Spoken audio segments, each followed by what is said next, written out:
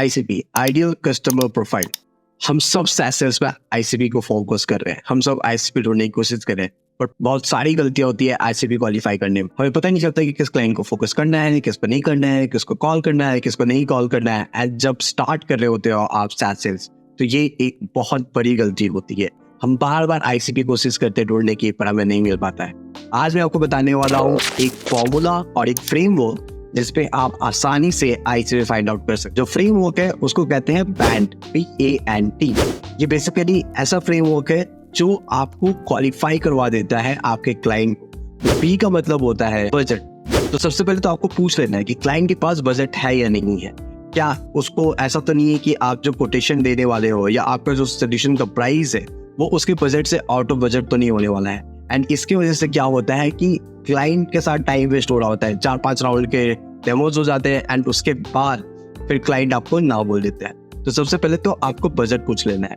फिर आता है ए फॉर अथॉरिटी। जिस पर्सन से आप बात कर रहे हो क्या वो ऑथराइज्ड है परचेस करने के लिए।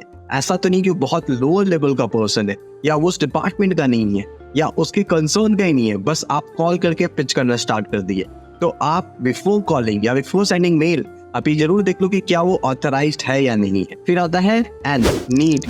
अब क्या होता है कि समटाइम्स हम पुश सेल कर रहे होते हैं, पर सबसे आसान तरीका होता है कि क्लाइंट के पास नीड है या नहीं है ये पूछ लेने के लिए। क्या वो इस ऑटोमेशन पे ध्यान दे रहा है, क्या ये प्रॉब्लम एरिया है या नहीं है। तो नीड को भी आपको बहुत अच्छे से एनालिसिस कर लेना है। अगर आप नीड पर एनालिसिस नहीं कर पाते हो तो फिर सेल्स नहीं होने वाला। फिर आता है टाइमलाइन।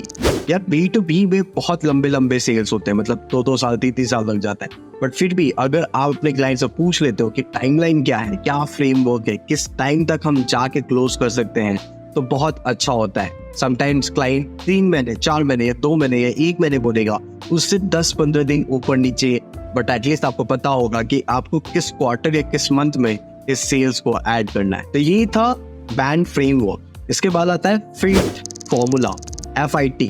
ठीक है, फिट का मतलब सबसे पहले आता है फ्यूचर प्रूफ। फ्यूचर प्रूफ का मतलब है कि ऐसी कंपनी जिसका लॉन्ग टर्म ग्रोथ का प्लान हो, जहां पे आपको दिखे कि आप फ्यूचर में भी अपसेलिंग कर सकते हैं। ऐसी कंपनी जो ग्रो हो रही हो, ऐसी कंपनी जो आगे बढ़ रही हो। मतलब जो कंपनी लॉस में जा रही है, बंद हो रही है, उसमें आप डेफिनेटली सेल्स नहीं करना चाहेंगे, उसमें डेफिनेटली आप कोई प्रोडक्ट नहीं बेचना चाहेंगे जहां से आपको पैसे ना मिले। तो आप फ्यूचर प्रूफ जरूर देख लेना। फिर आता है आइडियल प्रॉब्लम। सेम आपको ये देख लेना है कि उसमें जो प्रॉब्लम है वो क्या आपके सॉफ्टवेयर के हिसाब से आइडियल है या नहीं है। ऐसा तो नहीं है कि कुछ ऐसा वो मांग रहे हैं जो आपके पाइपलाइन में नहीं है या आपके सोल्यूशन में ही नहीं है या आप 1 साल के बाद डेवलप करना चाहते हो। तो ये जरूर देख लेना। फिर आता है टेक्निकोलॉजिकल फिट। टेक्निकोलॉजिकल फिट का मतलब होता है कि आप जो सॉफ्टवेयर दे रहे हैं क्या वो लोग यूज करने वाले हैं, क्या उनके पास सॉफ्टवेयर पहले से हैं या नहीं है। ये सारी चीजें भी देखना जरूरी है। तो किसी भी कंपनी में L1 लोएस्ट वन कमर्शियल होने से पहले T1 होना इंपॉर्टेंट है। टेक्निकली फिट होना बहुत इंपॉर्टेंट है एंड ये आपके लिए बहुत इंपॉर्टेंट बन जाता है। तो ये तो हो गया फ्रेम एंड फॉर्मूला, बट इसके अलावा भी कुछ चीजें आपको देखनी पड़ेगी एंड ये बहुत इंपॉर्टेंट हो जाता है। सबसे पहले आता है कि इंडस्ट्री। आप ये देखो कि किस किस इंडस्ट्री में आपका जो कंपनी वो ऑलरेडी काम कर रहा है। अगर कोई ऐसी इंडस्ट्री जहाँ पे वो काम नहीं कर रहा है तो डेफिनेटली आपको टारगेट नहीं करना चाहिए या बहुत सेफली करना चाहिए। अगर आपको जल्दी नंबर चाहिए तो आप ऐसे इंडस्ट्री पिक करो जहाँ पे आपका क्लाइंट ऑलरेडी हो, ताकि वो सेम टू सेम आप रेप्लिका कर सको उस इंडस्ट्री में। फिर आते हैं कंपनी साइज। आप ये भी देख लो कि किस साइज की कंपनीज आपके सॉफ्टवेयर यूज कर रही है। क्या वो बहुत बड़ी है, क्या बहुत छोटी है, मीडियम साइज है। ऐसा तो नहीं है कि आप ऐसे कंपनी में टारगेट कर रहे हो जो बहुत बड़ी है ना आपके सॉफ्टवेयर को नहीं यूज करना चाहती है। तो ये भी एक बहुत बड़ा प्रॉब्लम होता है। फिर आता है pen points. Pen points align हो रहे हैं या नहीं हो रहे हैं। ऐसा तो नहीं है कि आप ऐसे लोगों को पिच कर रहे हो जिनमें कोई पेन पॉइंट्स ही ना हो, या ऐसे लोगों को पिच कर रहे हो जितने इतने पेन पॉइंट्स है कि आपके सॉफ्टवेयर कैपेबल ही ना हो।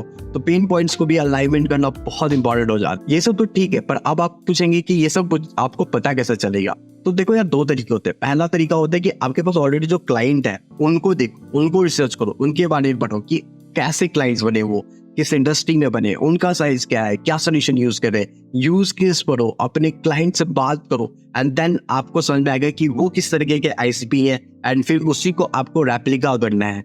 और अगर नहीं आपके पास कोई क्लाइंट है, आप एकदम स्क्रैच से स्टार्ट कर रहे हो, तब तो फिर आपको जाना है एंड जाके आपको ढूंढने हैं अर्ली अडॉप्टर्स। इसके ऊपर मैंने एक वीडियो बना रखा है जो आपको मिल जाएगा आई बटन पे, वो वीडियो देख लो, आपको समझ में आ जाएगा कि टेक्नोलॉजी अडॉप्शन कर्व क्या होता है। उस हिसाब से आपको ऐसे लोग ढूंढने हैं जो अर्ली अडॉप्टर्स हो, जो टेक्नोलॉजी को अर्ली अडॉप्ट करते हैं। तो होप आईसीपी वाला कॉन्सेप्ट आपको क्लियर होगा। ऐसे वीडियोस के लिए सब्सक्राइब कर दे यार, और क्या करना है। Take care, bye bye, see you next video.